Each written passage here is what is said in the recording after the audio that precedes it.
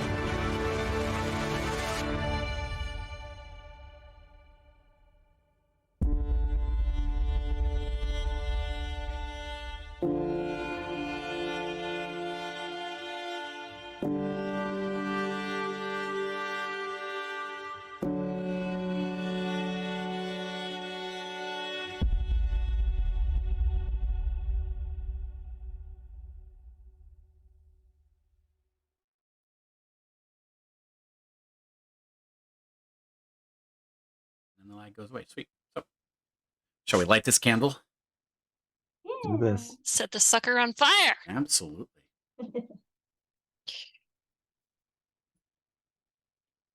Welcome back, everybody. The society, having successfully solved the mystery of Tom Slew in previous adventure, make the slightly depressing, slightly sad trek back home, having missed the conclave meeting, but maybe an opportunity to hobnob with the high and mighty in the occult circles awaits them in the future.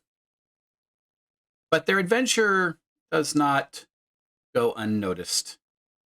And about a week after the group returns home to Castle Gollenkreutz in Uppsala, Sweden, a knock at the door, and the butler goes to answer the door.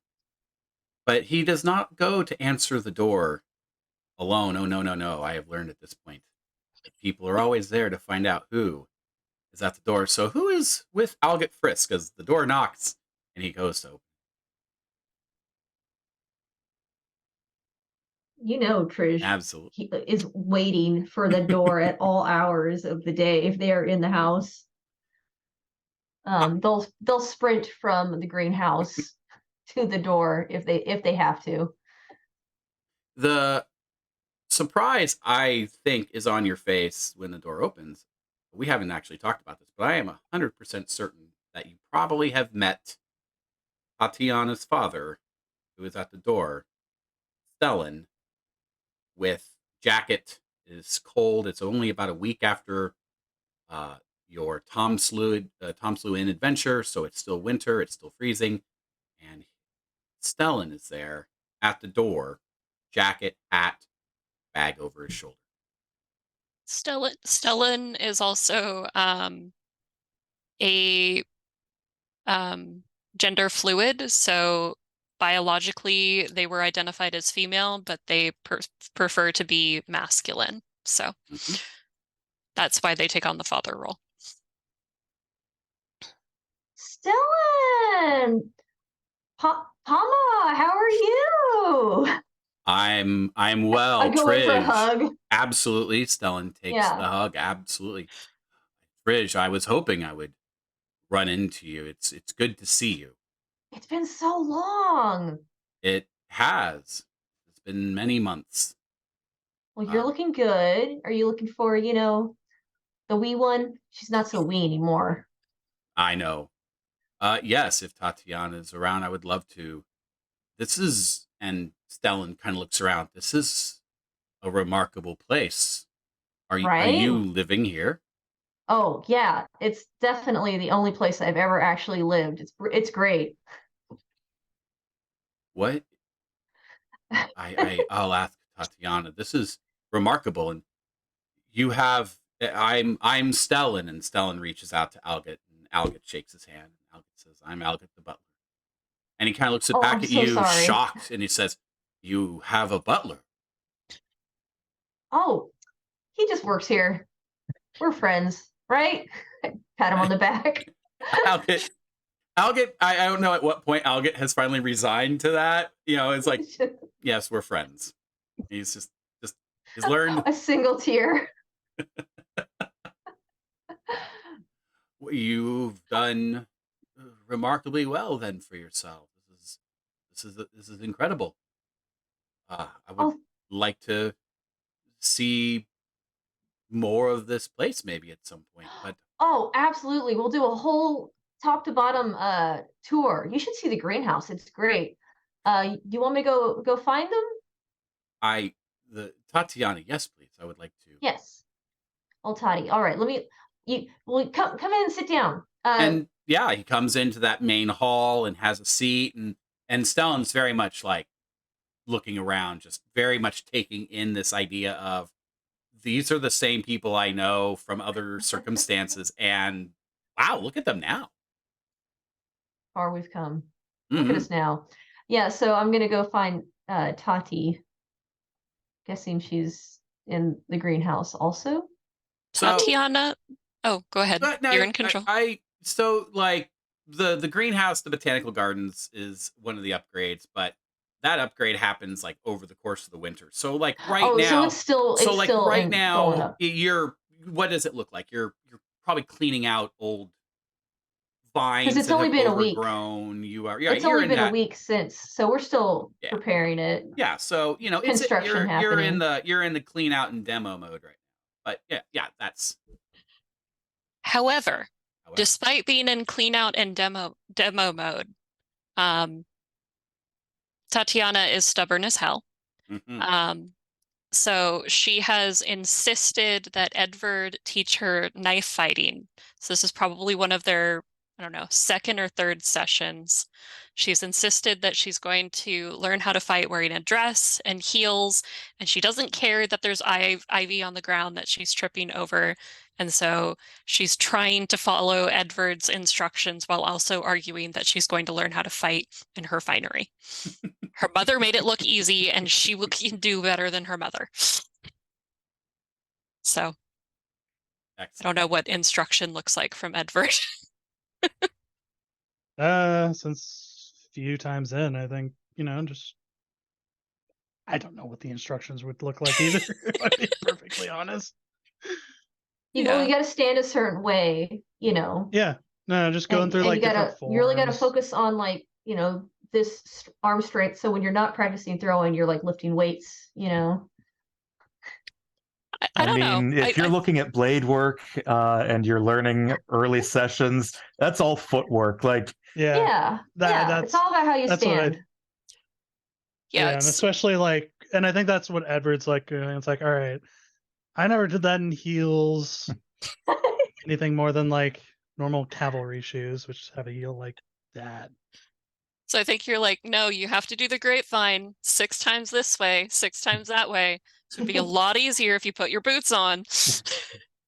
No, I think actually at one point he might actually have heels, just so that he knows, like, okay, I can see you just taking some and just like nailing them onto the bottom of your boots because I don't know if they like come in your size or no, whatever. I would think he would just riding probably shoes, have them conditioned. riding Okay. boots would have a decent like 2-inch heel.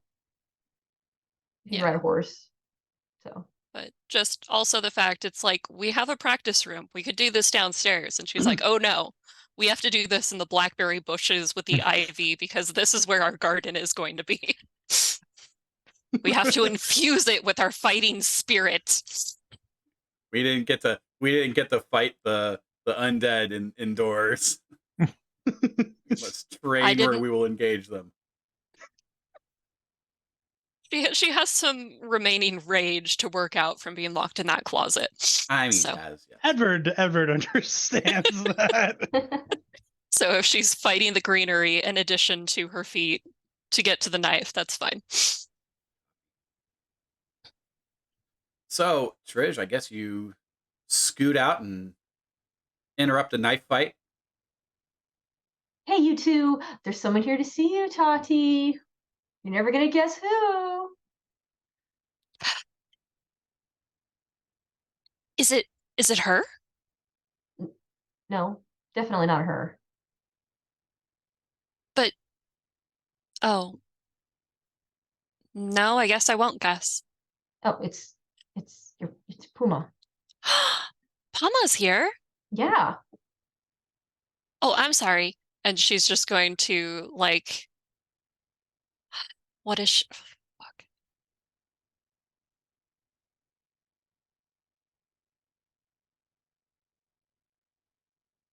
She's going to be happier than you guys have seen her in quite a while. And when the ivy won't give up one of her shoes, she's just kind of gonna shrug it off and just kick it off and run inside with 1 foot, like 1 foot bare, and then eventually kick off the other heel so that it's easier for her to run in to get to her Pama. So yeah, she's wearing her gray dress that she falls in the mud in all the time, and she's barefoot with stockings running down the hallway. In this really nice house. Unfazed by all of that, Stellan stands up, and I suspect there's an embrace waiting for them as you slam into Stellan. And oh, Tati, it's good to see you. It's good to see you. I've missed you. Yeah. You were right though. The sunflowers. It's definitely not time for sunflowers. Thank you. Thank you for that. And the seats. It is my pleasure to help as much as I can. Are you growing things here? I'm trying, and she's going to look back and see the shoe on the floor, like halfway. Maybe it's propping open the back door. We have to clear it out first. There's lots of ivy and brambles and stuff. So you've recently come here then? We've since I stopped trying to grow sunflowers, they've become a little bit more interested in letting me try to grow things. Do you own this place?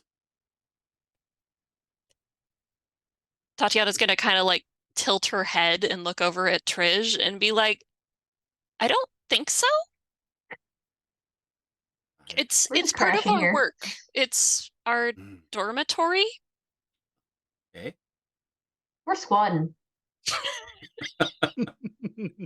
I've never seen squatters with a butler before.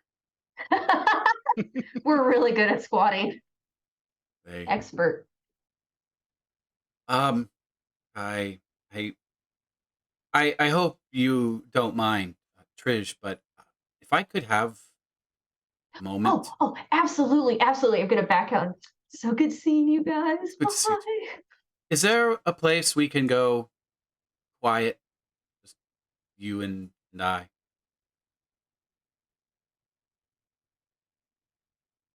The chapel's next door. Do we need a place like that? The chapel is fine. Just a place where maybe we could talk in private. Yeah. Let's go into the chapel.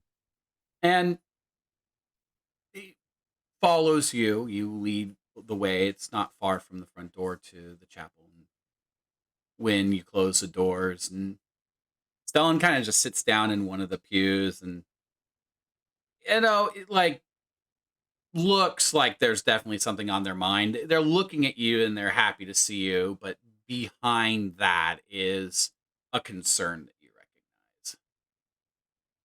And you sit down next to them, and the first words out of Stellan's mouth no longer are the very sort of deep and forced natural accent of the region, but the the Tatya with the Russian slits, and they stop themselves. And that's the key, that there's something very much weighing on Stellan's mind, that the sod has slipped a little bit. And Stellan pulls back and says, Tatiana, I'm very impressed with what is here and what you're doing, I guess. But maybe it's time to think about not doing what you're doing here. I know that you are grown and on your own, and you're capable of making decisions, but something has happened, and I have a feeling that it's related to what you're doing here. And he reaches into the bag that he has over his shoulder, and he opens the flap and he pulls out a box. It's mail. It's wrapped in brown wrapping paper. It's got an address. It's addressed to you, but it's to Stellan's home. Mm-hmm. And he says, this came yesterday. It was for you. And at first I said, well, I'll finally visit wherever my Tatya is. I did see her in the woods. I don't doubt that. I did something. Is she okay? I don't know. I haven't seen her. And he hands the package to you and he says, this address, the return address, this address was your mother's and mine in Moscow before you were born. When we had to leave, my understanding is that that home was burned down. There's a statue there now or something. That address doesn't exist anymore.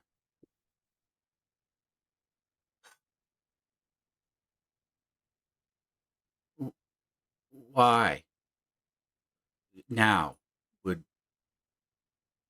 they send this message? What did I don't want to know what you did. Maybe. What happened? Where did you see her? We were on a job and there were undead. And after they were dispatched, do you remember? Mama always called him the fire mage. When we were in St. Petersburg, I tried casting some of the magic he did. I got very angry. And I tried casting spells the way Mama did. And she's just gonna like flush and look down, like utterly ashamed. Where were these undead? Are we in danger? No, they were dispatched. The people I travel with, Edvard and the professor, they took very, very good care of me here. But I did what you always told me not to, and I fell for a pretty face, and I paid for it.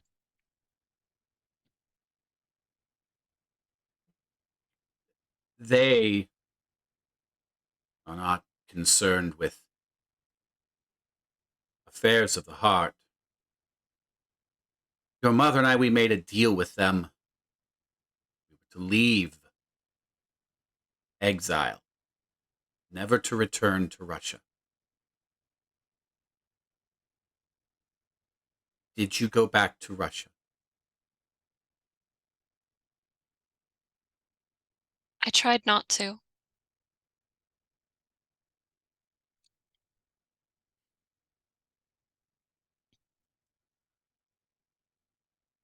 I took you away from there to protect you, to save you. Your mother, she was always going to do what she was going to do, but Sweden was supposed to be far enough away. We weren't going to interfere with their affairs, but close enough that it still felt familiar and welcoming for us. But we're not outside of their power. That package is a message. I don't want to know what's in it. I don't want to know what you do here. And he reaches for his left shoulder instinctively. That was the one that was really busted up before your mother had rescued him. She's just silently crying. I'm sorry. I'm sorry. And he fumbles for the handkerchief that he has in the inside pocket. He hands it to you. They hand it to you. I'll make it right, Pama. Oh, you can. I will leave you out of it. Oh, you can make it right by making a good decision. Maybe leave this place. Maybe we go somewhere else. Maybe we send a letter back to Moscow. We can. I don't know if you break the one thing we said we wouldn't do. There's not much left we can do. We can't say, well, that was just one of 3 things or one of 4 things we were not to return.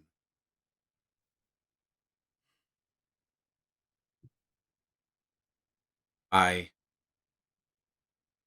can leave. We need to, moment's notice, like we've always. But if you stay, I'll respect that. I'm tired. I don't want to run personally. But maybe think very carefully about drawing their attention again. Whether it's the old blood magic or whether it's crossing international boundaries. There must be plenty that you can do without going back. And that's when they stand up. And I don't know what Stellan's gesture is, but in my household, there's an awful lot of hands on heads. And I think that Stellan runs their hand and their fingers through your hair. And one last, you know where to find me. Take care. I love you. I love you, Pama. And they say, I'll show myself out. And then they get to the chapel door. They stop and turn around. They say, I don't know if they'll stop with you if you travel with friends. If you can't keep your control for yourself or for me, maybe for Trish, this professor you speak of, this soldier that is teaching you how to dirty your clothes. It's not like that, Pama. Okay. And he leaves the chapel door. The door closes behind you. In your inventory, or at least I'm going to try and put it in your inventory. Nope, I can't put it in your inventory. Why can't I put it in your inventory? I don't want the other people to see it. I got a thing. Nope. Well, shucks. You will send me a thing that I will look at. I will send you a thing. Yep. But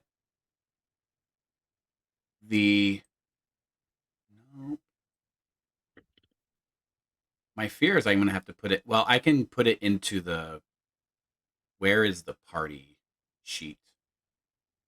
Not the party sheet. Quinn, you're going to remember this. Where's the. What's the thing that we can put stuff into that people can grab and put in their inventory? Not the party sheet. It's the. There's the story, character notes. You know what I'm talking about, right?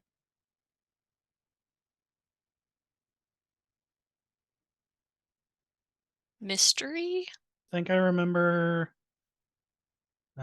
Party sheet is just for formation on this particular one. Okay. Well, I will send it to you. We're just going to copy it, and we're going to jump into Discord, and I'll send it to you that way. All right. So I'm assuming you open the box while you're in the chapel. After she stops crying, yeah. Okay. So on the top, you open the box, and on the top of the box is a letter with your name. Excellent, immaculate handwriting. And then underneath that letter is a jewelry box, but it fills up pretty much the space of the outer box, the shipping box.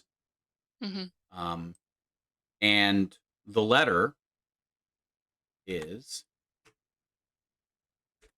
there. All right.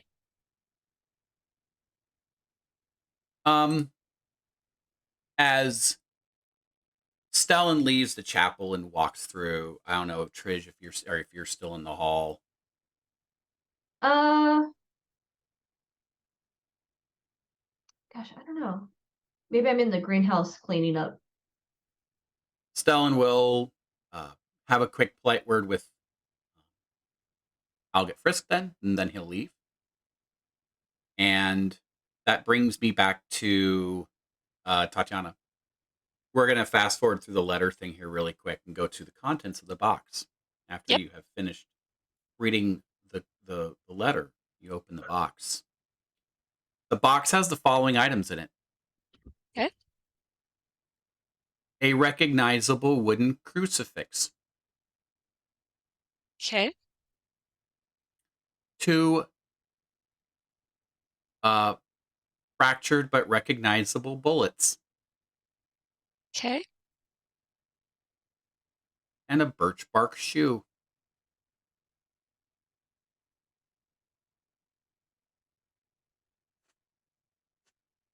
That's it. That's it. Okay. And the winter continues. We have other things that are happening. We've referenced that there is a gardener on site and that a botanical garden is being built.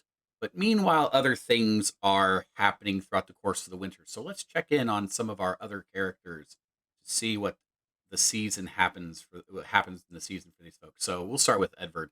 Edvard, what is Swedish military life? How is Swedish military life handling you as you meander through your season? It is very cold. It is. The barracks is never heated properly, but any chance I get, I will be back on the property that I own that's kind of close to here.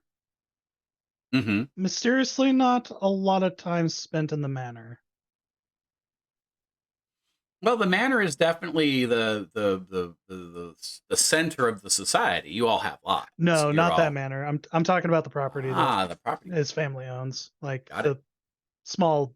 I don't know if it would be a small house or whatever. It'd be like a summer home. It definitely would be a summer home. Yeah, definitely. It's nice. Yeah, Does it's Edvard nice. have a family, like a wife and children or anything? Yes, he does have a wife Okay. and child, and she is visiting. Oh, Well, you don't know that. yeah, of course not. Trish does come to visit often, but I'll say not today. Probably 1 out of 10 times Edvard is there. Like Yeah. if you journey twice a week, I'll go for you know. yeah, I'll go for a walk through the woods, stop at his house to see if he's home, and if he's not, I'll like write something on the I'll like blow on the glass and like draw a smiley face or something. Let him know I was there. Okay, Mhm. so you are going through the woods. Yes, because it's basically like hop, skip, and a jump, over the river and through Yeah. the woods. A little jaunt, maybe Mhm. like a couple miles. Mhm. Mhm. Practically next door neighbors. a bit of forest. Still, I jumped into Google. I jumped into Google Earth, and I took a look around, and there's like a quarry or something northeast of, or it looked like a quarry from the satellite. It might be some other kind of industrial thing, but If anything, there's winter would definitely. probably be the best time because there wouldn't be a lot of brush, underfoot, so it'd probably be pretty easy to get through. Mhm. Yeah. The Do you think that requires a roll? Do you think there's did you set up booby traps? No, he's not setting. I'm not setting booby traps. ah, He's that's a not that challenge. That's a paranoid. challenging vigilance test It's for the there. bears, not for the feral child that like to hang out on my property. Roll for critical injury. Let's go. Yeah, no, there are absolutely no booby traps. No, Yeah, no, your absolutely journey none. through the woods is always safe and pleasant. And it was safe and pleasant in the summer. It's nice in the winter. Yeah, it is a very nice woods right now. Once a month, you catch Edward at home. Yeah. Pretty much, yeah. Cool. I insist we have lunch, courtesy of his expense. He expects it. Like, You invite me in for some tea? of course. Yeah. And I'll update him on what's going on at the manor. Yeah, and he goes to the manor every now and then to help Mhm. and Oh, okay.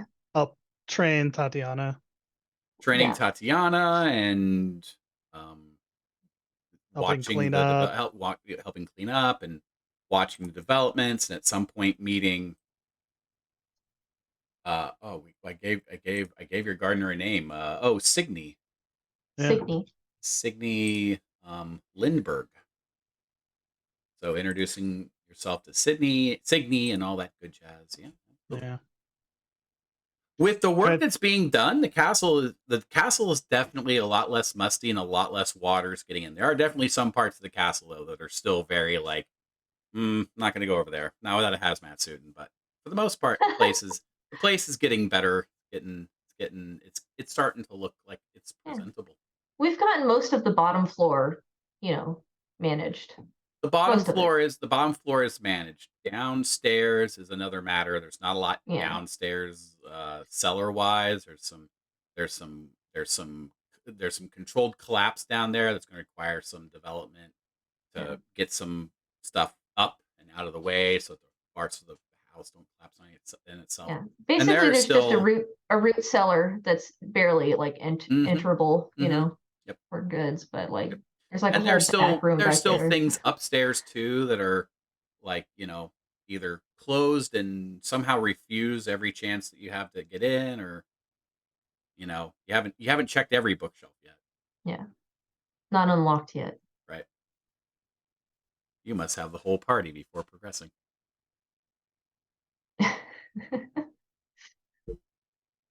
So, Ernst, how's college life in snowy Uppsala? Well, during what I presume is the winter holiday from instruction, I've been spending more and more time in the library at Castle Gillenkritz, trying to wring as much information out of the new to me collection as I can. During this time, I am going to be trying to keep up some correspondence with Samuel Campbell. I know that he did not leave things on a great note with Tatiana. However, having someone to correspond with who knows about all of this is just too much of a draw. I'm probably keeping this from Tatiana, not being terribly open about it, but I am writing letters back and forth to Samuel. And in the back of my mind, I'm remembering that we had a promise as spring started, to go back to the inn and pick up our new friend Greyfoot. That's right. That's, Ernst, yeah, something's been bugging you for the winter. I wonder if you're going to pick up what I'm going to put down. Something really is stuck in the back of your brain about what happened at Tamsula there at the end. If something didn't line up, and if you can't, and if you, Ernst is bugged by this. I'm curious if the human Jaegering him can say, I really think that something really strange was happening there at the end. I admit, since it's been a while since we've played, it's probably bugging Ernst more than it is me. So I would like a little bit of sure, storyteller hint here. You know, it just doesn't seem like you had rolled successfully that you were either dealing with a variant of a revenant or that this wasn't a revenant. You had earned that. You had earned that piece of information in the last chapter of the last mystery, and I think that is right. I think that's. I think that when you're talking about going to the library and hitting the books and stuff, that is like, absolutely going to be Ernst's first focus. What was that? Right. So I think looking at your thing there, that feels like a learning. That sounds like a learning. Sounds like, let's do some learning. Let's see what. All right, here goes. I mean, one success. There we go. Cool. So in your readings, you have done the work. You've researched, you've looked for revenants, and as you do more work, the stories, the folklore, the some of the books that are in the castle's library, they all speak of an incorporeal being over and over again. They don't move a lot, especially during the day, and you feel a chill when you walk through them because of their immobile state. This whole idea that you engaged these things and they were visible to you, they were visible to Alex, and it just that clearly the more and more that you do. So you hit the books looking for, because you had a couple of clues, right? They clearly were undead.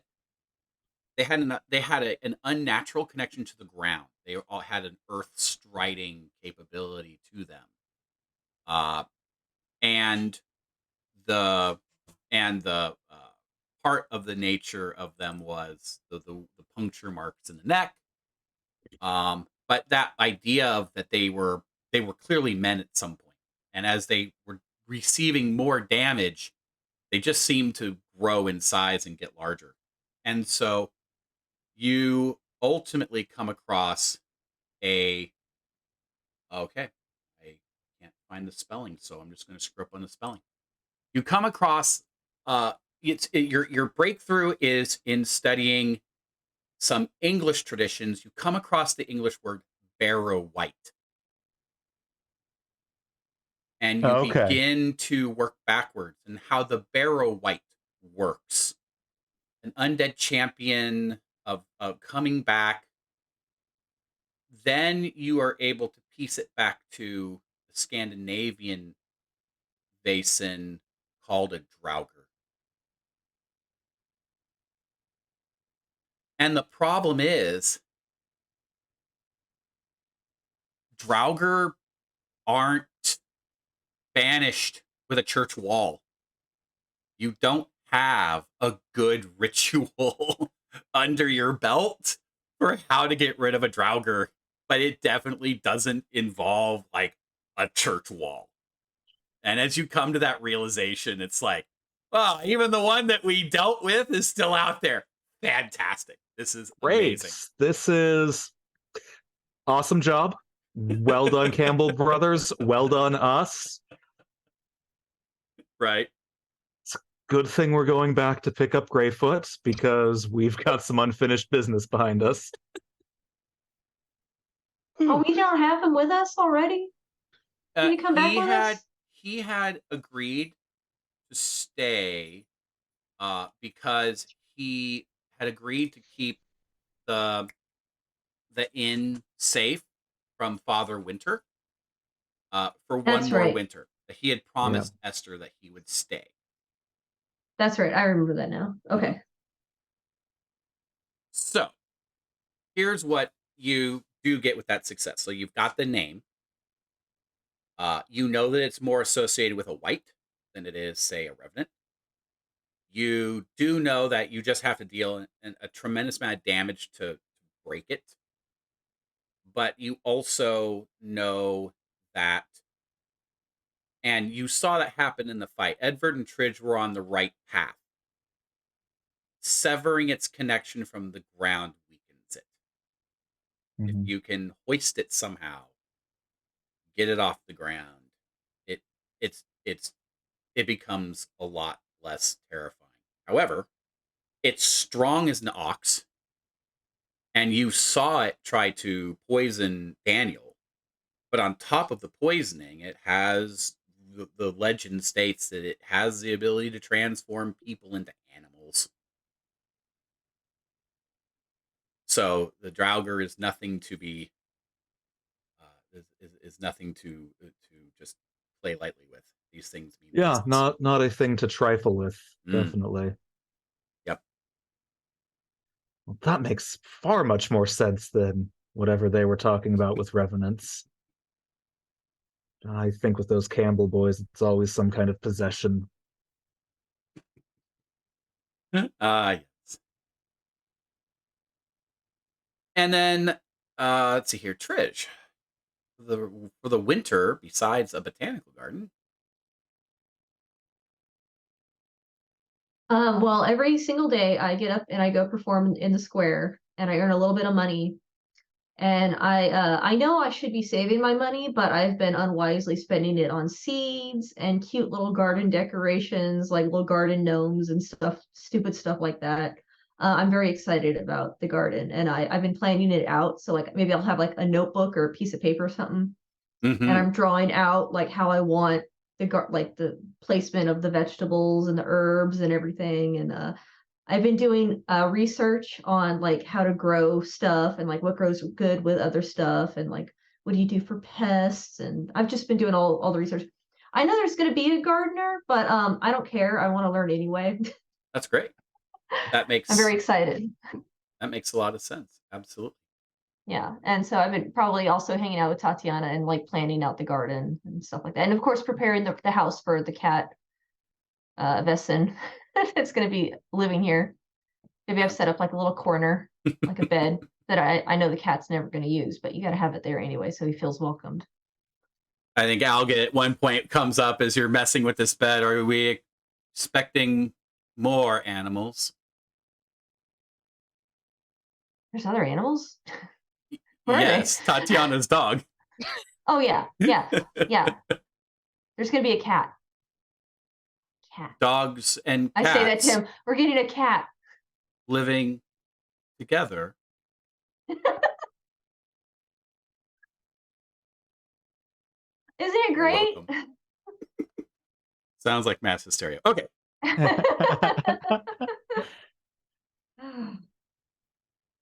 The winter passes as all winters typically do. The temperature begins to turn. February and March give way to April. The temperatures rise. The greenery comes back. Reports of ice flows and icebergs and all that good stuff. And the news is not nearly as exciting as it was. And in the spring, roughly around the beginning of April, amongst the many knocks at the door, one particular morning brings not a knock at the door, but a hurried explosion of the door as one of Alget's irregulars comes bursting in with a letter in hand.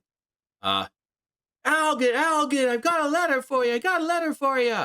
And, scruffy 10-year-old, dressed as well as he can, but, sooty and dirty from head to toe, but, in a jacket that's too big for him, and a hat that's a little bit long, but the pants are a little bit short. But, he's giving it his all. Alget comes up with a couple of coin in hand and hands it off to the kid and pats him on the head and then wipes his hand on a towel that's by the door for just such a purpose. And it's a letter, and he immediately turns around to Trish.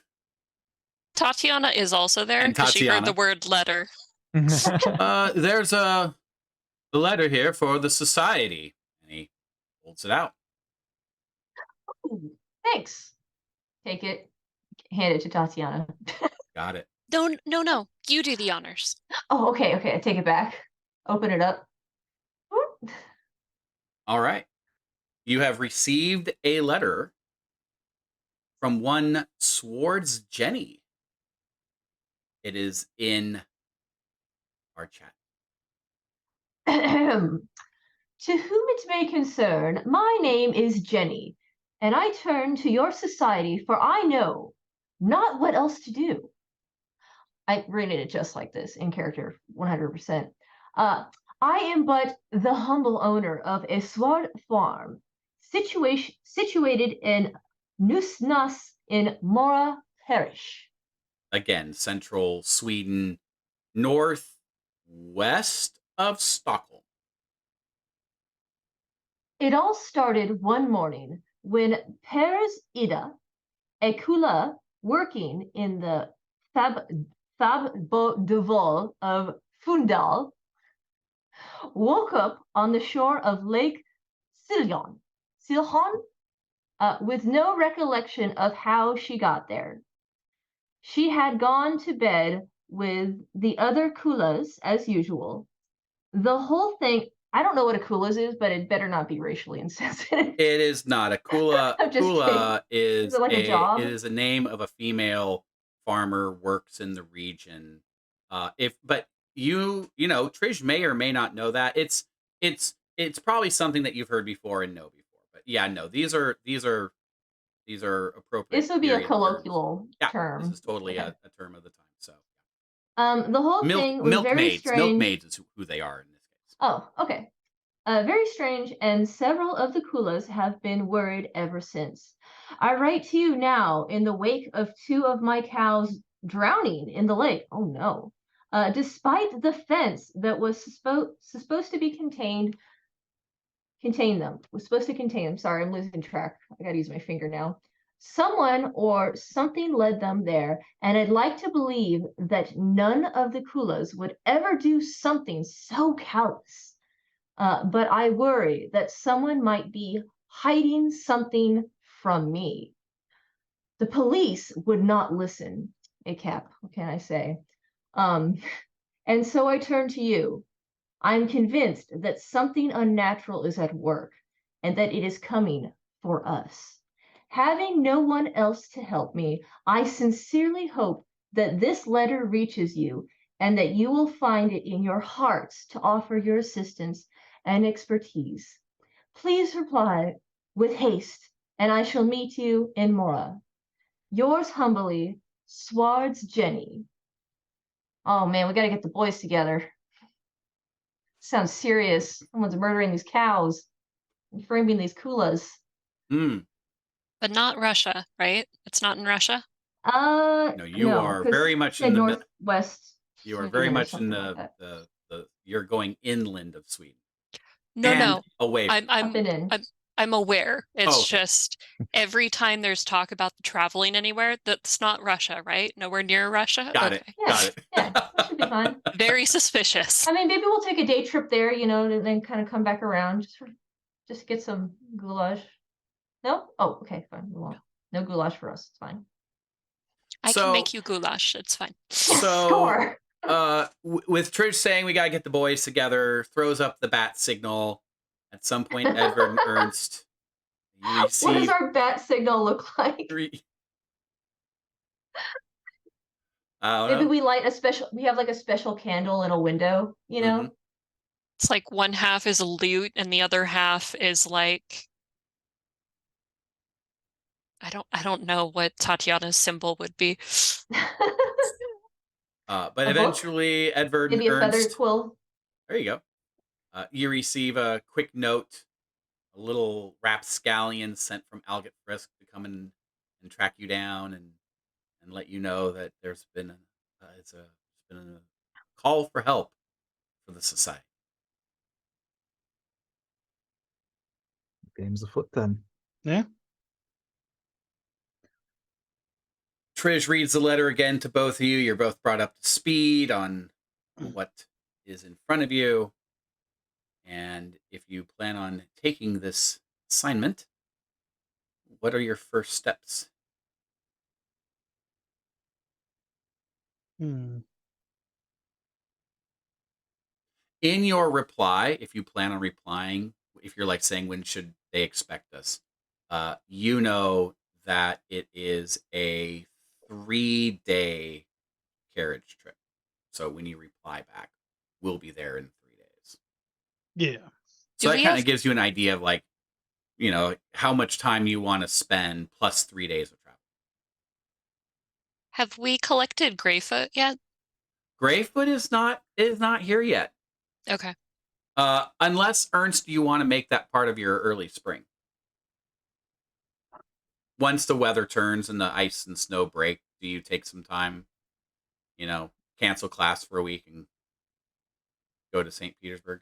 Now, this is where I'm torn, because I would like to pick up Greyfoot sooner rather than later, but I'd also like to be able to deal better with these Draugr before I return. So I think I'm going to hold off on that trip Sure. for a little bit longer until I can figure out, you know, I'm writing to the Campbells, I'm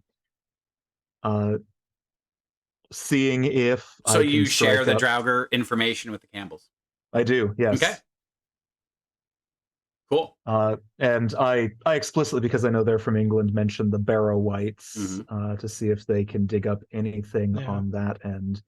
But until I know better how to deal with those, I don't want to go tromping back there and disturbing things. Sure thing. That makes sense. Yeah. Did we promise like at the very beginning of spring? Like, No. I just want to, like, if there was an appointment set.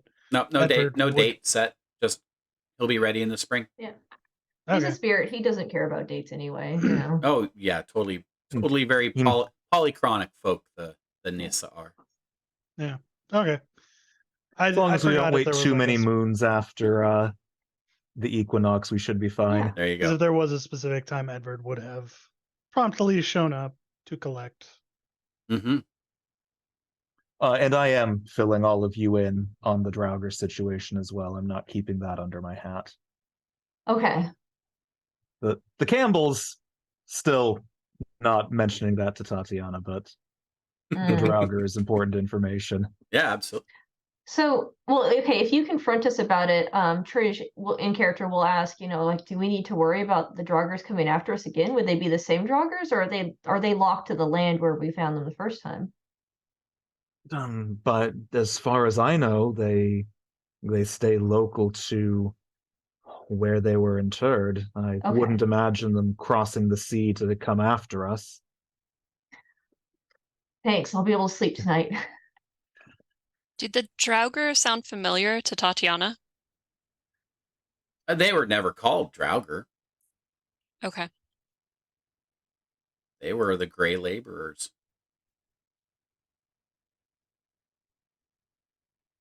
You saw gray laborers, but were they all Draugr? Your memory's a little fuzzy on that. Whatever variety were created didn't matter. They just had to be controlled and they had to do a job.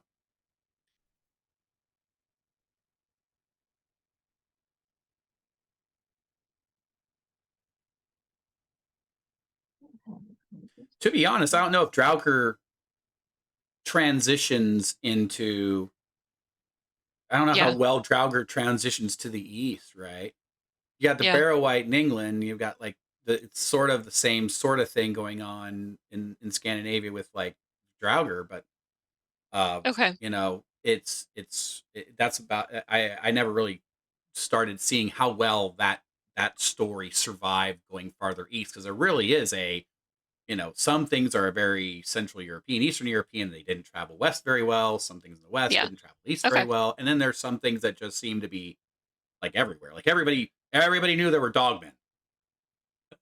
Like everybody knew there were dogmen. Nobody could ever find the dogmen, but everybody knew that dogmen were everywhere. Oh, have you seen the dogmen? They're over in the east. Oh no, but I know they're dogmen over in the west. So there are some groups that have always managed to across Europe through Asia all the way to China. Dogmen were supposed to be living in China. Then when Middle Eastern travelers went to China, the China were like, "Oh, you're coming from the land of the dogmen." It's like, where are all these dogmen coming from? Okay. Yeah. Middle Ages travelers. I think I said Middle Eastern. I think I misspoke. Middle age. Okay. Middle age. Yeah. Okay.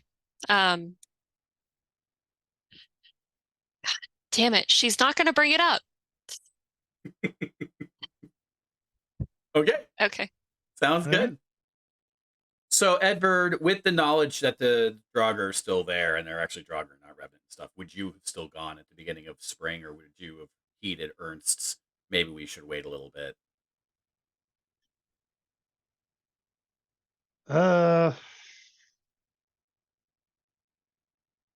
It's actually a good question.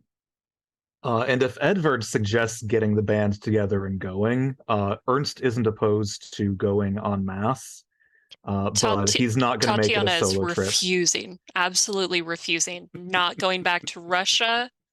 My Pama will disown me, will die of heartbreak. I can never visit Russia again. Do it for Pama. God, what do you...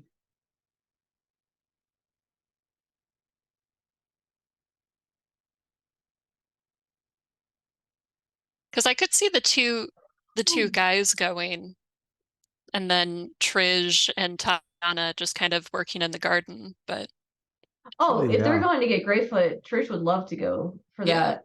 Tatiana that too. Sit this one out, maybe. I don't know.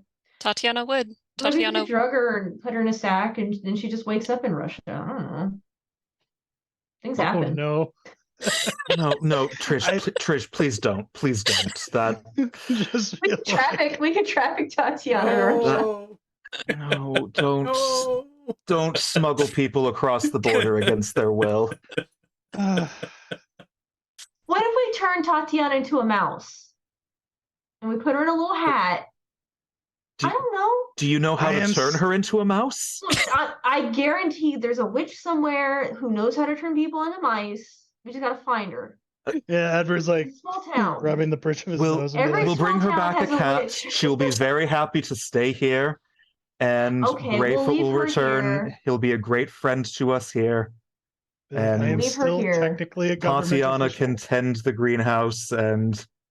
Oh, Tatiana is going to spend the time with Pama and the apothecary, but yeah. Yeah, I think Edward would be like, yeah, that makes more sense. Let's go back just to check to make sure that, hey, let's make sure this place hasn't just been completely destroyed. So Edvard, Trish, and Ernst go on an early spring trip back to Tom Slough Inn to find that the inn is not completely destroyed.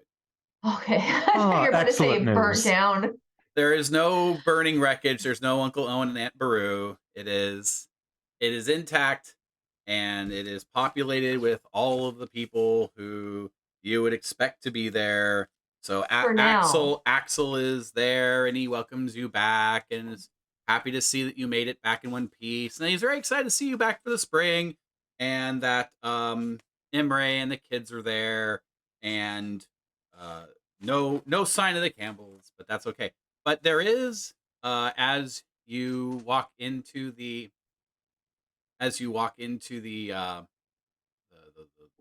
main room, the dining hall of the inn, there is, of course, a recognizable curled up in front of the hearth, gray cat. Hearing your voices, ears perk up. The cat lifts its head and immediately begins the process of doing the whole I'm waking up, I want everybody to see me and how long I can get. So I stretch every part of my body beyond big Big stretch. stretch. Exactly. Yeah. Big stretch.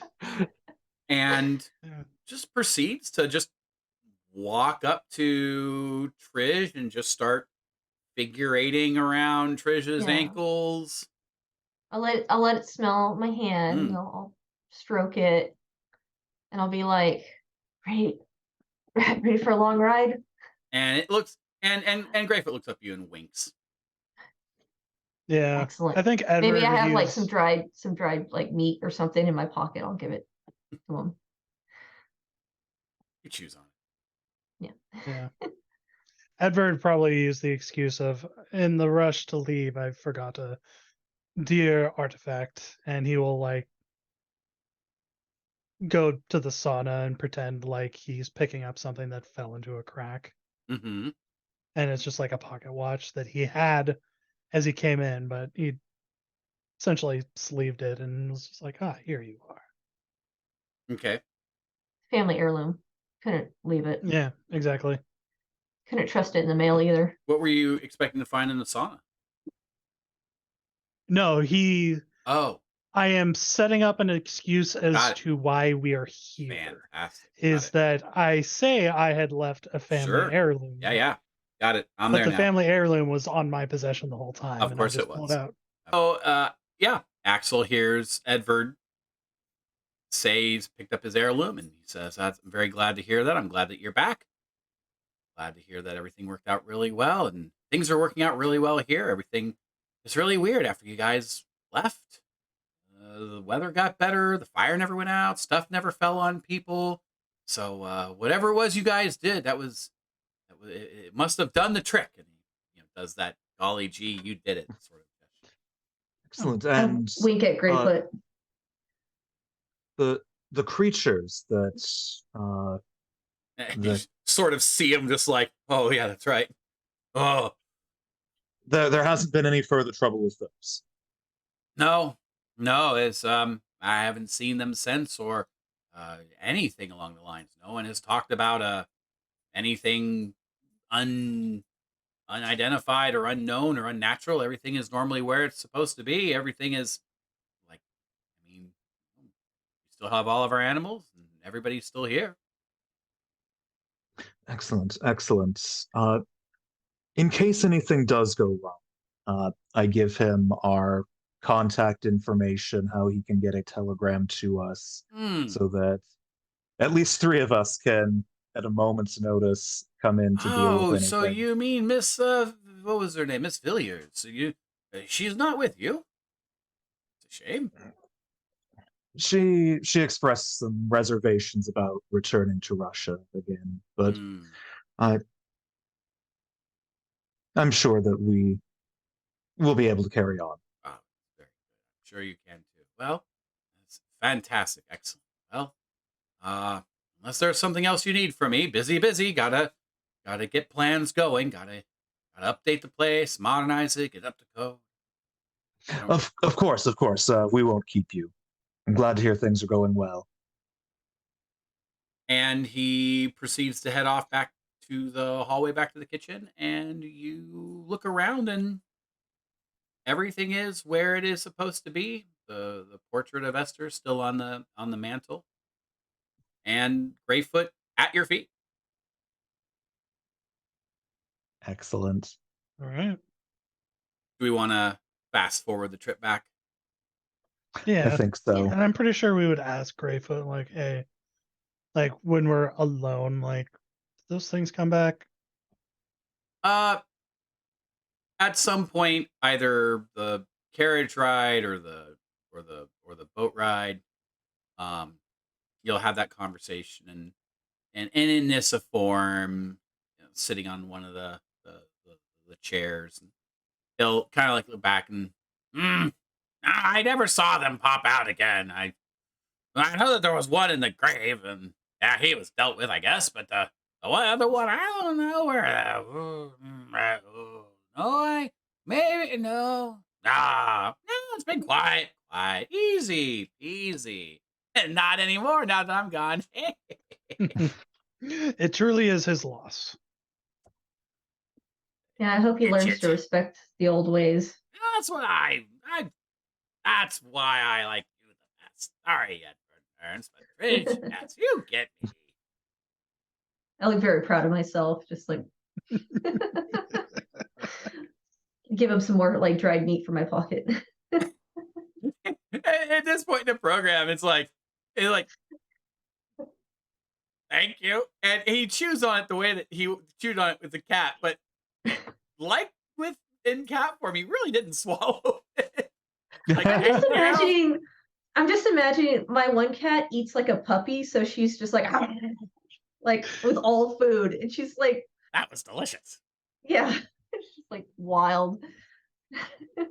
So Edward notices that he didn't eat that, and was like, he goes over and whispers, like, "Do you prefer porridge?"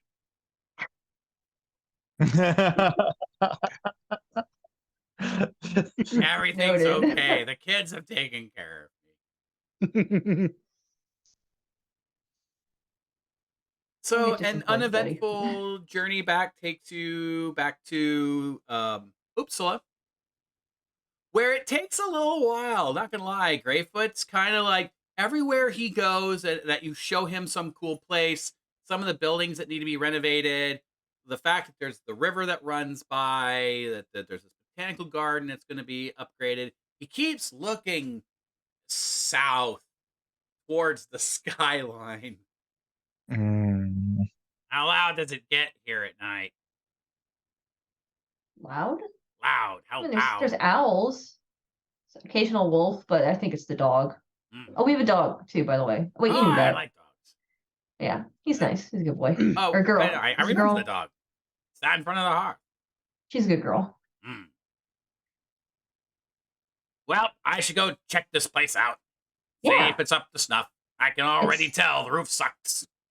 It's all yours, and don't worry, we're working on fixing as much of it as we can. If you notice anything that's in dire need, let us know. The foundation's in dire need. The exterior's in dire need. Looks like the windows framings need to be. You just hear him walk in, just going off on this list of everything that's in dire need. To the finely tuned eyes of Greyfoot the Nissa, as he begins to, actually, he goes in and starts to do, this is gonna cost you. Yeah, he pulls out this long receipt, starts taking notes. Edward's like, well, I guess I will be footing the bill for this too. Fantastic. So that's probably at the point in the program where a little bit later, another week or so later, that's when Jenny's letter rolls in. So hopefully that's been rolling around in the back of your brains about what it is that you think that you need to start doing as you prepare for your journey northwest. Well, we got to make some money so we can fix this place up. Also, the poor cows, they're drowning. Yeah. And those poor milkmaids or whatever.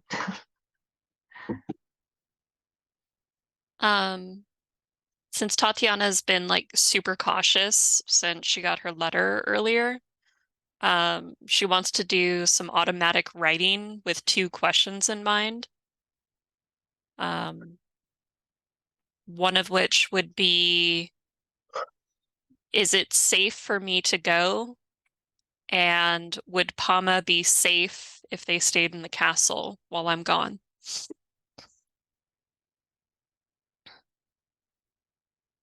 Okay. And then, Edward, what are you thinking as you are preparing for the journey? Should we have everybody roll resources?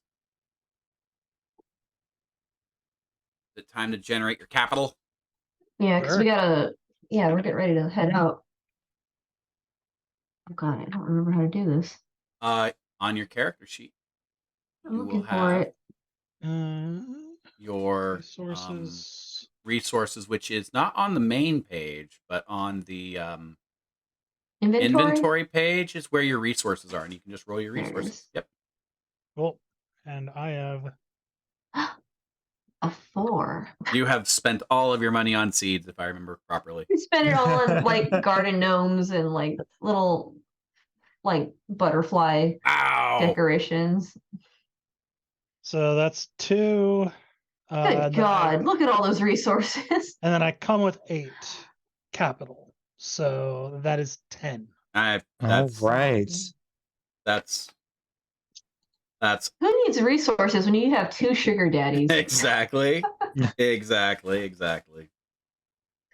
And I want to remind you that you don't have to spend all that capital because you can buy services that are available, things like, being able to hire a doctor or hire somebody to mail something in a hurry, hire somebody to do additional traveling if you need to, live in a better place if it's available, buy a fancy dinner or something. So as part of the capital spending, you do have services. So all of the monies don't have to be spent right away. Okay. So I think Tatiana and Ernst need to roll, correct? Yes, I am still locked out of Fantasy Grounds for the moment, so I'll need somebody to roll for me. Got it. So do you need know how me many to tell resources you have? All of my character sheet is currently inaccessible to me. We're on our way there. Okay. Perfect. We will find you.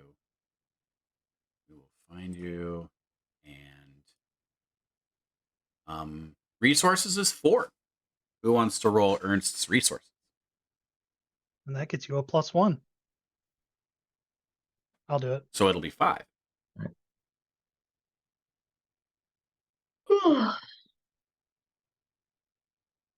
Oh, I forgot. That's all right. 1 success. Yep, 1 success. Okay. So we have 11 resources. Cool. Are we going to say Edvard is on the shopping spree here? I think so. I think he's our point person for all of that. Showcase showdown. So yeah, I don't know. Like, what would we need to buy? That's a great question. Maybe somebody should do a little research on the region and see where you're going, or. Well, it's early spring, right? Tatiana wants a knife if Edvard thinks she's ready for it. Knife is pretty cheap. Knife is what? Yeah. One resource. All right, Tatiana, what do you have there? A knife? No. Cool. So now we got 10 to work with, and Edvard will do some research on the area, I guess, to see like what we might need. Tatiana, do you are you putting a knife into your thing, or would you like me to throw a knife into your inventory? I think I can. Throw a knife into my thing. I think I can actually do that. Awesome. Yep, I can. And then she's also going to bat her eyelashes and ask if she can have some more makeup. Because the dress stuck around, but the makeup gets used up. Mm-hmm. Yeah, the makeup gets consumed. I think we said that was like 1 resource, right? Yeah. Yeah. But she wants the knife more if shopping. Yeah. So just be like, yeah, makeup is 1. Like, was there a reason we needed that before going? Because like Tatiana happy. I understand your trepidations about you're hesitant in Russia, but do you need to disguise yourself a bit in Sweden? What if I need to flirt with someone to get information? Yes. Edward's like, am I your dad? Like, no, Edward already knows. No daughter of mine is wearing makeup in Sweden. I know what's going on. Money, please. Money, please. You've never done anything wrong ever. She can't ask her Pama for money anymore, so now she's just asking for handouts more. I'm sorry. She's trying to pretend she's a good daughter again. This is amazing. Which means she's being an awful friend and trying to mooch off of you. Yeah, trying to mooch off you. This is the latest color. Yes, it's you the hottest thing will in get Paris. like you will look back and then you'll see kind of like a weird smirk kind of cross his face and just be like, sure. So we have 9 resources then. Okay, and you said you were going to be doing some research about the area. Yeah. All right. I'm going to focus my research on what kinds of things might be behind this. So I'm going to be.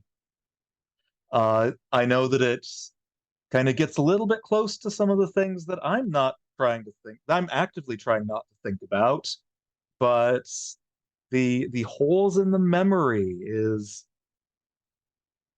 bringing up some questions for me, and it's sounding vaguely familiar. Mm. So Oh I'm yeah, going it's to triggering things with Edvard too. going to Wow. with some trepidation delve into the research. Fantastic.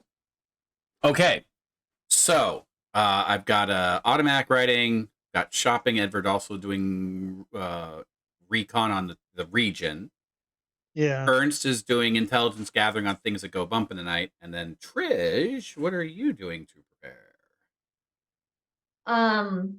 I'm making sure Greyfoot is situated in the house and has everything he needs. And of course, I'm instructing our butler to make sure he gets a fresh bowl of porridge every day. And any kind of, if there's ever any fish or meat, give him a little bit of that. Got it. The porridge is a weird request for Alga. He has to admit that's a strange request, but he's on a special diet. You're sure porridge. Oh yes, it's fibrous. He's so old. It's good for his joints. It is. Yes, keeps him spry. Let him out whenever he wants, of course. Porridge it is. If you hear any weird noises like him snoring, it's fine. Okay. Sound of an old man, Got it. All right. Other than that, I don't know what else I could really contribute to getting anything ready. I don't have any resources, but maybe I'll do my own book reading on the area. Okay, sweet. So coming back around the horn to Tatiana, the automatic writing. What I guess I'm going to do is, I don't think there's actually it's been a little bit, but I don't think there's a roll. I think it just happens, right? Yeah. I don't think that there's anything too terribly. We just oh no, you use inspiration to gain clues. Yeah, why don't you go ahead and go ahead. Yeah, roll inspiration, and as you roll your inspiration, we'll narrate through. This automatic writing happens in the comfort of your own space, at your own desk. Doesn't have some of the huzzah. Doesn't have some of the, some of your other automatic writings have happened in less than ideal, on the deck of a ship, you're in a graveyard. So this one's much more comfortable, feels like writing. And your writings are pleasant and warm. You're writing memories of growing up and things that you have done with Stellan and the places that you've been and the lessons and all of the botanical bits of knowledge that Stellan has passed on to you. And everything that you're writing is warm, and everything that you're writing is positive, and the things that you're writing down, the nuggets of wisdom that you write down to remind yourself of the lessons that they have taught you, they come back, and as you come out of this moment where the pen is flowing freely, and you come back to see what you have written. What you have written are warm memories. It's almost like an excerpt out of a memoir of happy and pleasant times with Stellan, and you get the sense that there is no imminent danger or threat. That leaving the castle, Stellan working where they're working, it seems that at this moment things are fine. And that sort of tracks with the contents of the letter. That I think want to say it's the second to the last, the second large paragraph. I think that seems to line up that the sentiments behind that part of the letter are still in play.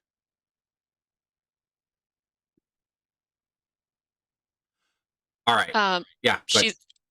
She's going to try to convince Stellan to stay in the castle during their absence and just kind of let it go when it doesn't go over well. Do you do you journey to the shop, or is this like a letter that you sent?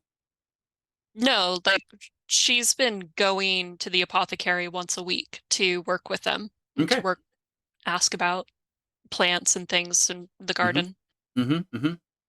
Stellan is, very reassuring that everything is okay.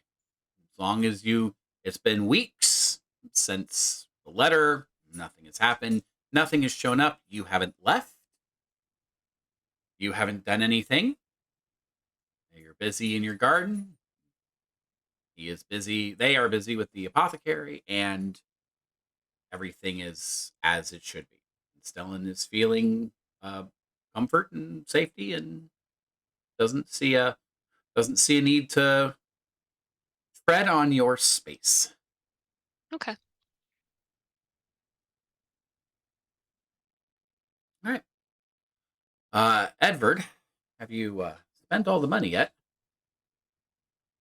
No, I mean, I was trying to do research of like what we might need. I figured since Edward is kind of the combat guy, he was going to spend 2 resources to acquire light armor, aka a helmet. Hey, there you go. That's a good call. Did anyone else want pieces of armor? Or Edward isn't gonna. Yeah. Well, because like my whole thing is like, I mean, I don't know. I've got I've got 1 to physical combat, so yeah, I guess maybe some kind of armor, some kind of like maybe like padded chest piece. So you can have whatever armor you want. The question is, do you want light armor? Do you want a medium armor? Do you want a heavy armor? The light armor provides the least amount of protection, but you have 0 protection right now. The protection is going to be any protection is going to be a bonus. They just have like a medium. They have armor. Agility penalties. Yeah, so it taxes your agility. That's why I was going with light. Yeah, I was thinking like a light or a medium, because I still want to be able to like flip around and stuff, monk around. Yeah, absolutely. Basically. So like what is light armor in 1873, right? What are you wearing that's protecting yourself from? I'm thinking it's some kind of like thick wool or cotton, Yeah, some type of battle garb, some type of heavier. It provides protection against bludgeoning. A knife. It's nothing's going to stop a bullet, but maybe there's like leather padding on the shoulders or something like that, or over vital organs. Yep. Okay. So that is availability 2. Unless there isn't a thing we have to. You can negotiate when you're out in the field, buying from if you want to buy from a local. But I was just saying with like our armory, and like we haven't set that up, so correct. We don't have anything from there, so we do have our workshop that someone can like get better. We can make something well maintained. Yeah. Tatiana would also ask if we want lots of weak poison or one really good poison. And it's not for Ooh. your tea, it's for someone like the Campbells. Oh no. Weak poison. Just give him a bad night. You know what I mean? Okay. Just some really bad indigestion. Keep him up. You know, Does anyone want to botanical use? garden. Yeah. Does anyone want to use the well-maintained tools for anything? I don't know if I would even know how to do that type of thing. That's So a does thing. the workshop work just once, or can everybody access it once? That's the question I don't remember. Yeah, that's So I'll jump into I'll see if I can track down the workshop that's in the other book. Because, basically well maintained means you get an advantage once during the mystery. So you want to roll 2 extra dice when you're doing lockpicks. You can have well maintained lockpicks. Okay, But and I like need maybe to- because I've got a knife or dagger, so maybe I could sharpen whatever it is. Oh, Knife. yeah, just- and it's like it's well-maintained weapons or well-maintained tools. Mhm. So if you have a tool that you really want to go off, like lockpicks, Mhm. then you can get. I could make a case for wanting the hurricane lamp to be well maintained, spotting somebody moving in the dark. Mhm. Mm-hmm. Okay. Yeah. Yeah, and you took that one, right? I've got One the of lamp, yeah. one of the players. Yeah. So one player with a weapon or a tool. Okay. I'm cool with the Ooh, hurricane lantern. maybe in the is it an armory or a workshop? The workshop. Workshop. Maybe there's like a an old sword, and Trish will ask Edward like, "Oh, when we get back, will you teach me how to sword fight?" Yes, of course. Yes. Always wanted to learn how to sword fight. Like a pirate. Yarr. Does Trish have a sword? I'm thinking there's like an old rusted one or something in the workshop, and we can like fix it up. Like Yeah, an and old car. Edward looks at the one that they're pointing at, and it's like, to him, it's like, that's obviously a wall hanger. It's like, Feels okay, like decoration. feels like something that you might have to purchase. Yeah. Availability go. for sword or saber. Yeah. Teach me how to. Run it How through to- the workshop, and then once in the game, you get an extra 2 dice on your attack. Sounds cool. yeah, but I think we were it'd be talking nice about that for to have available. later, or were we wanting to do that now? I don't know. Well, it's sort of like last minute as we're getting ready to leave, so it seems unfair to like spring it up, especially since you're already teaching Tatiana how to knife throw. When we get back, you teach me how to do some basic steps with sword fighting. Cool. Yeah. Also, I think Tatiana's learning how to knife somebody in close quarters as opposed to throwing. I don't think her throwing skills are that great. Yeah, I'll give Tatiana my pointers. Like. Yeah. So we purchased a knife. We purchased a makeup. Purchased a makeup, armor. 2 armors. One for you, one for Trish. 2 armor. And then there's one other thing. Well, I mean, don't we need some money to like if we have to stay at an inn or like we need food? You've spent what, 6 of your 13? 6 of our 11. 6 of our 11. Sorry. So I was wanting. That's why I was like, oh, 4 for a saber. I was like, oh, we're cutting it close. Oh no, there. yeah, that's why. Yeah, that's another reason. Like not right now. Yeah, because we have For sure. like. Yeah, we have 5 left. Yeah.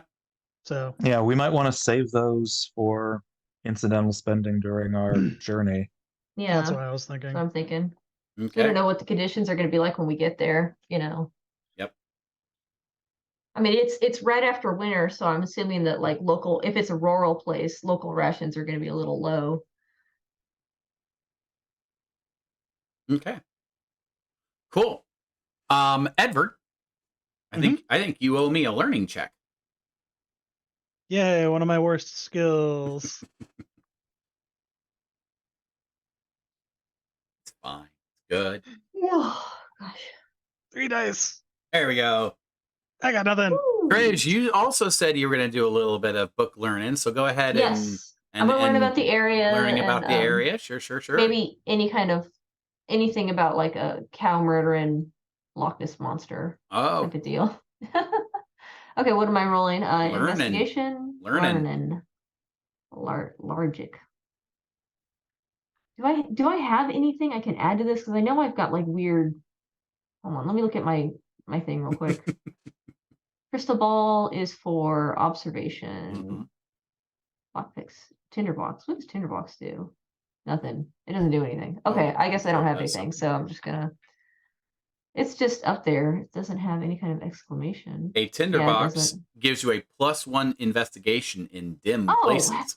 Oh, in dim places. It's a really dark library that I'm doing this research. I'm just kidding. Yeah, I don't have anything I can use, so I'm just gonna roll my investigation. Learning, I mean. Whoa, I got a success. I imagine Edward's like, I can't find anything in these books, and puts a book down, and Trish picks up and opens up. Oh, hey, look.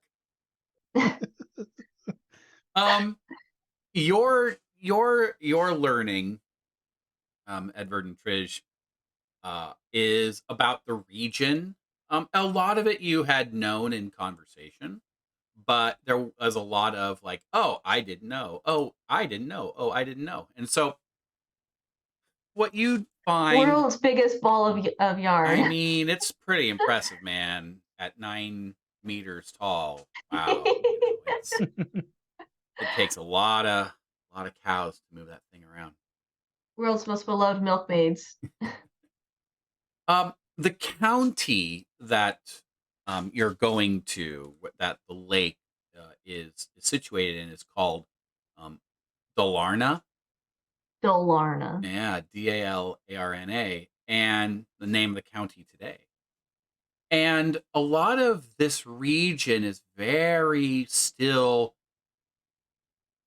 throwback-ish a good century. This region has evaded, through government exemptions, various different land reforms. This region is, to a certain extent, anachronistic.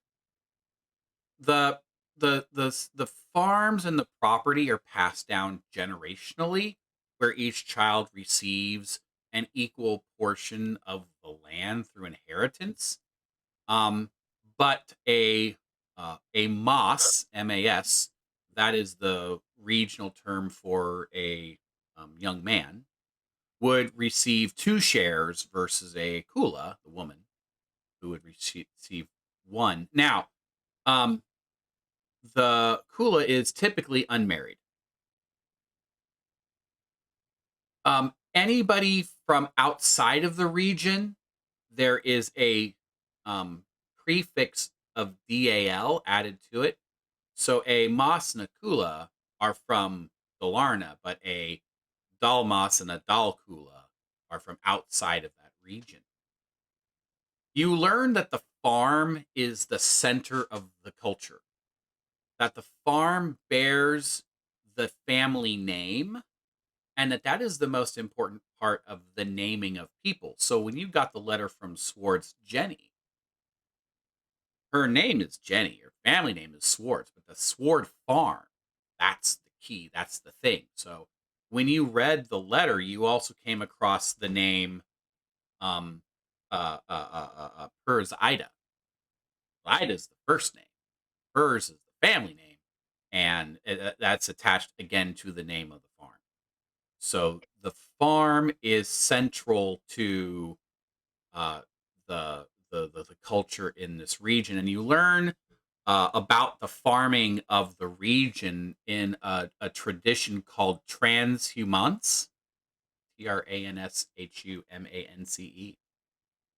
This is the tradition of moving herds in warmer climates up to the higher elevation valleys and pastures. And then when the winter comes, moving them back down into the valleys. A lot of the local farming is cattle farming, but not for meat, more so for milk and cheese and dairy. So, dairy is like the central, not dairy, but like cows in Mhm. general are like the central economic Agriculture in the way of growing and agriculture. agriculture in the way of growing and harvesting things is usually fodder for animals. They will graze in the spring and the summer, and then they will eat straw and hay in the winter. They're gonna So have great cheese. Oh my God, I cannot that wait is to go what there. you come up with a lot over and over Cheese again. is gonna be so good there. There's a lot of cheese, a lot of cheese Be a lot of involved. regional specialty cheeses. The kulas are employed in taking care of the cows and goats. That's what they spend their days doing, milking dairy and making cheese and making butter. Which then, from where the milking happens, all of those finished products are moved to the larger village of. I need to actually look at the city because I need to see it in order to say it. It is the largest village is Nusnus, Oh goodness, which is to the kind of the Oh, it's right there. I see it on the water. kind of the west of the area of where all of this farming happens. And then you get some definitions of certain words. A cabin that Moss and Kula live in is going to be a single cabin is called a fabadar. A village of these huts will be called a fabodval. And the last thing, which of course is as a performer, that's very interesting for you, is that in this region uh, to make the work more pleasant, and then it ultimately evolved into its art form. There is the local tradition of herding music, what is called culning. It's haunting. I recommend folks, if they haven't listened to modern artists perform culning, do it. Your night will be your efforts will be well rewarded. And this music, which is sung as culning or played on horns, cow horns, is dreamy, kind of haunting. And over the years of training the animals appropriately move where they're supposed to, come when they're called, using this kind of music. Music figures in very heavily in this region, beyond just like agriculture, using music to move the herds around. Important ceremonies, social gatherings, christenings, weddings, music, fiddling is very important. Um, there is partner dancing, like polskas, and the wearing of folk costumes during these festivities as well. So there's a lot of cultural information there for you to mull over as you are Aw. looking at the travel brochure. Are we gonna be there Or around any special like Alarm. holidays? Sounds like fun. Um, Kind of like spring you get the celebration sense that there's a lot of just general celebrating. Like when a major event happens, hey, we've got the herds moved, let's throw a party. Hey, we had a baby born, let's throw a party. Hey, we have a christening, let's throw a party. So chances are good. Nothing scheduled right away soon, but on like a recognizable calendar. But who knows? You may show up and something cool will be happening. Trish closes the book and goes packs. It's just like gotta pack. Fantastic. Gotta get all three of my shirts together. Meanwhile, Ernst, Yes. you are looking for something a little more interesting in the Vaesen category of the region. So why don't you throw a learning test at me and let's see what you find. All right, here we are. Maybe. Oh wait, that's right. We've got to tell you how many dice you're rolling for learning, right? Oh, I am actually back. Oh, I am back fantastic! in. Yay! Oh yeah, I see you. I see you. Apparently, trying to actually make this roll. Let's see if I can do this in the tray. There we go. 2 successes. Fantastic. Okay. So, success number 1. You are using the geography to inform some of your research and decision making. You recognize that there is the lake there. You recognize that the village food hall is on the Fu River, and you start to let that inform your reading, and you come to the various different parts of your background, your books, what's in the library, and you start getting kind of a rogues gallery of things that are connected to water and water courses.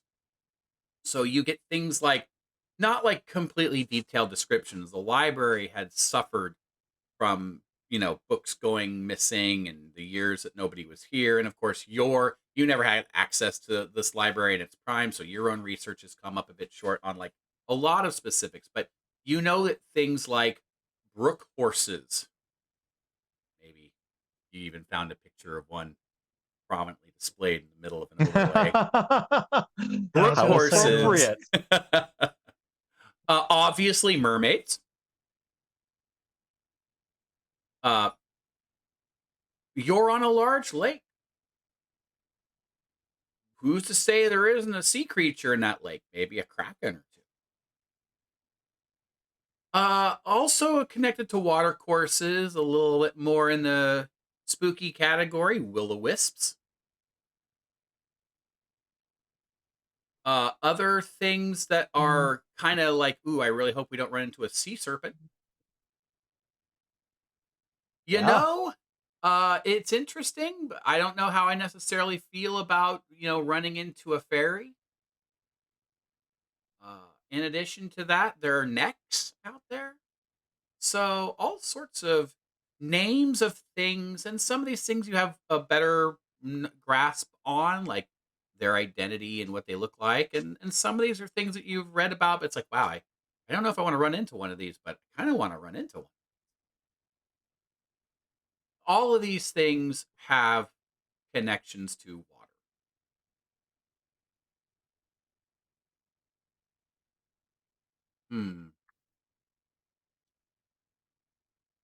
I have no guidance for that second success. A thing that I'm curious about is kind of anything that leaves holes in people's memory, lost time, things like that. That's the piece that I'm latching on to. Sure. Okay, sounds good. Let's see here.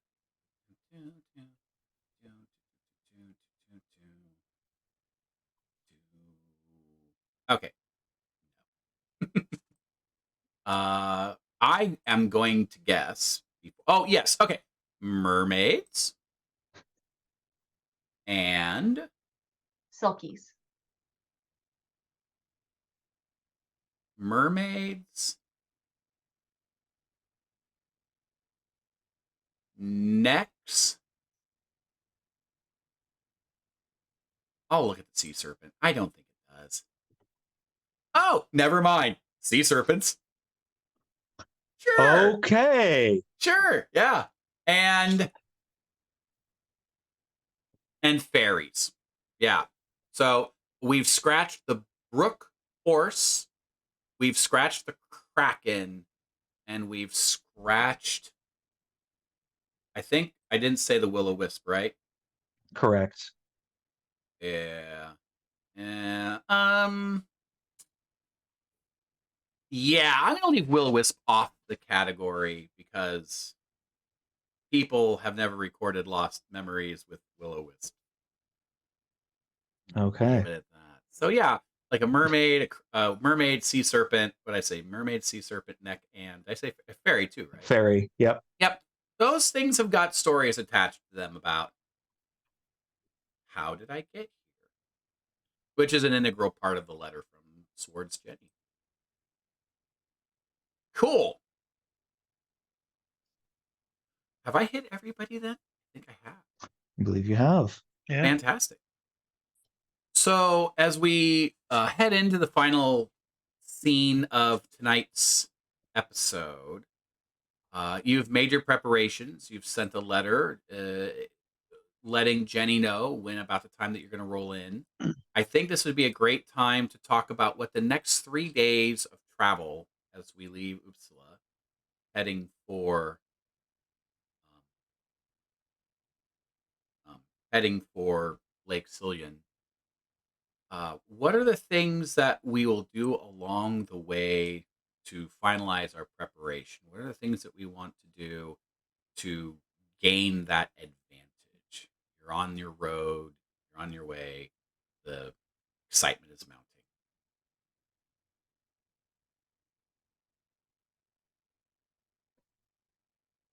Something that something we can make a scene out of that will give you an advantage.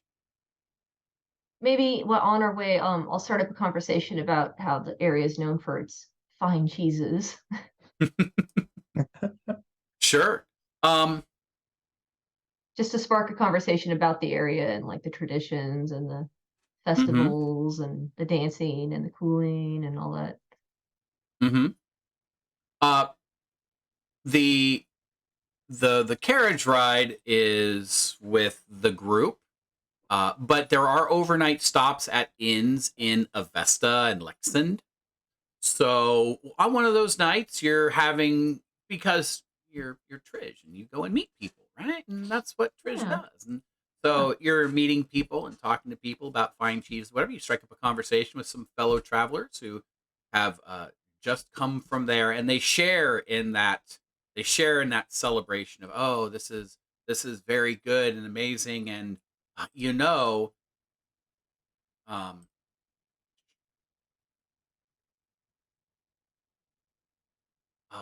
where do you think where are you going? Where are you going? Well, specifically, we're headed to Nusna to We Nusnas. came from there not too long ago. No Yeah, no, we way! Oh, did. what should we go see? What else is out there besides the amazing cheeses I've heard so much about? Well, What do you recommend? we recommend some of the region of Fudal is beautiful. It's so nice to be able to get away from the hustle and bustle of the city and be able to go back to a different time and really what it must have been like, how lovely it must have been just being a shepherd and singing out in the fields all day. Why my husband and I, and she gestures over to her husband who looks like he's been forced into this trip. Who's just kind of sitting, just not plus with the whole thing.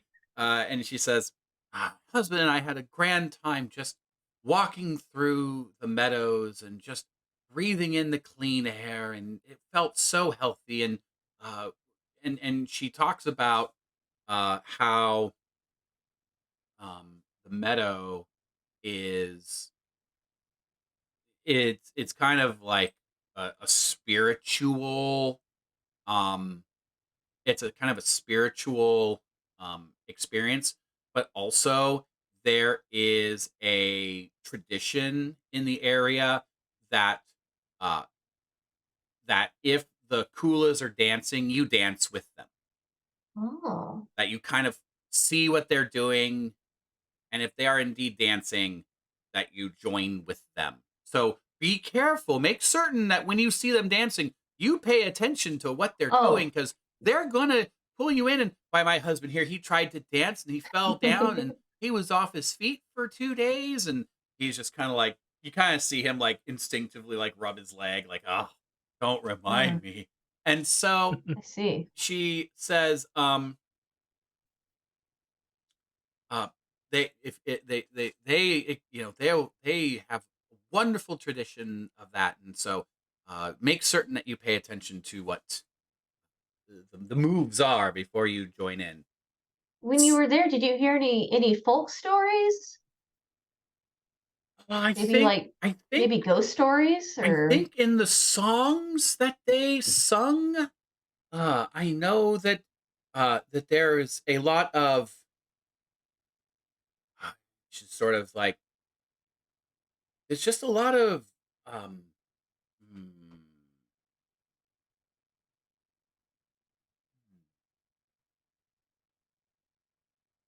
not ghost stories. they seem fixated on music, lots of music, and some of the songs spoke of music that takes over your soul, and you just can't help but dance. The music is so good, and I have to admit that there were a couple people there who were very good on their instruments, and we've definitely I wait, we tried to dance. We're not very good at it, but you look young and you look spry. I think you fit right in. Oh, excellent. I'm very excited. I do love a good dance. You will have a +2 to a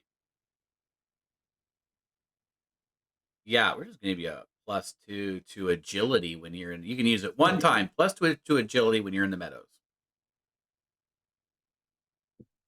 I'll use it when I'm punching a fairy in the face. That Tinkerbell. Yeah. You beat them with dance. What are you doing? Dancing. A real dirty dance. There you go. Was the fairies you punched along the way. Fantastic. Who else has a scene in mind on your 3 days? On your 3 days up to the lake.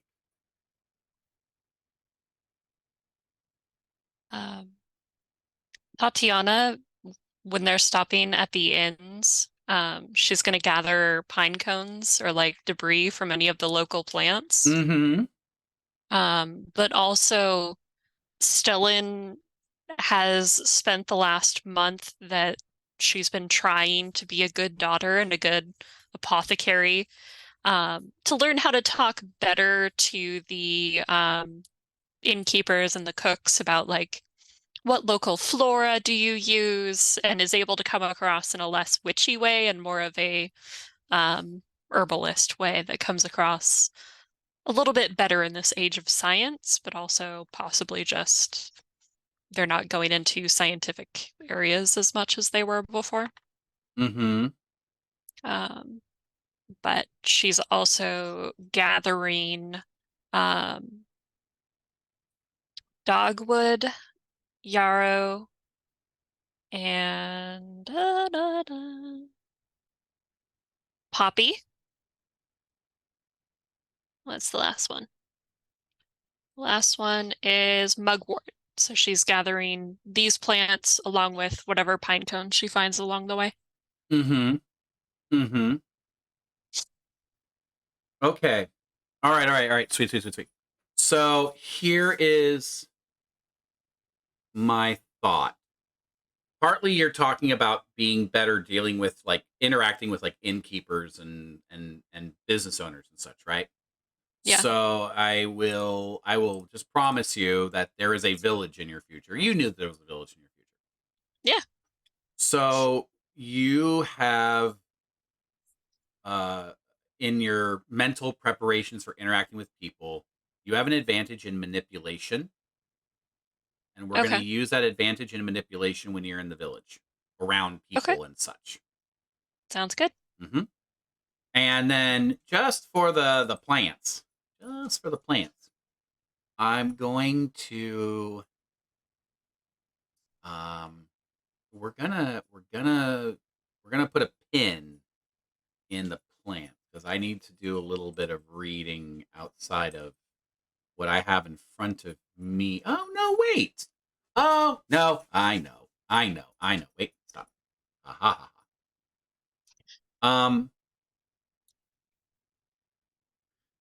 I know you like to research the plants. So if I can give you some homework before our next session. Yeah. Your homework is going to be water lilies. That's all right. That's a plant that we can throw your way. Water lilies. Okay. No reason. It's not related to water and water courses in any way, shape, or form. Sounds good. Excellent. That brings us to Edward and Ernst on your journey by carriage over the 3 days. Edward is thinking that perhaps, like, he knows that when we get called, it's usually something supernatural, but there often are situations where mundane actions help. So he will be practicing his footwork and his practice the way of the blade. Mm-hmm. Gonna go like full mall ninja. Start. Okay. I mean, okay, fine. He's gonna practice his actual like techniques that he's learned in officer school. Yeah, you've been yelling at it at the recruits and the conscripts for years. It's time to put pen to paper on this. Sure. So you are working on gaining an advantage for one attack. Close combat. In close combat, right? Cool, fantastic. And then Ernst. What I'd like to do is, as we are stopping at various inns, taverns, and staying the night on our journey, I'm looking for people who look like they might be receptive to swapping folk tales, ghost stories, and the like. So I'm going to be leading with some of the creatures that have come up again and again in my research, and kind of spinning yarns about what I already know and seeing if I can pull out any of the local flavors about any of those things. Mm-hmm.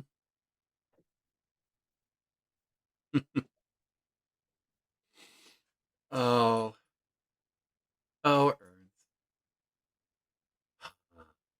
So the second night, as you are kind of feeling out who is receptive to this conversation, you find one gentleman who's a traveling salesman. I don't know. We'll just say that he sells boys bands. How about that, right? And he is hearing you talk about this. And I got a weird story for you if you want to hear it. I'm all ears. When you go up to a fountain, or you go up to a pump and you pump the handle, what do you expect to come out of it? Water. Yeah. Do you expect anything else in that water? Why, no. Well, if you keep going north, you're going to find a place where when you pump the handle, water comes out with tadpoles in it. Interesting. Now, you think that might be just a one particular, but they all got them. Everywhere Every I single went, one. every single one of them, tadpole. Not just one or two, but I get a stein. Nothing but tadpoles and water. That seemed normal. It didn't seem to bother a lot of folks, but I've been up and down this peninsula a dozen times. I ain't never seen anything like that. Most peculiar. And the locals gave it no heed, no notice. I mean, they just took another glass, poured it through their fingers, tossed the tadpoles out the window. I'm expecting frogs all over the place, but you walk outside, ain't no tadpoles. Hardly any frogs. Where'd they go? Where did they go indeed? Sometimes they're in the beer. I'll have to look out for that. Look in my cup before I drink. Damn right Cheers. you do. Cheers. And I'll make a show of looking in my glass before I take a drink. It's a strange story, and what it will do for you is, as you are being enlightened as to some of the strange things that are happening further on down the road, you've earned a +2 advantage versus fear.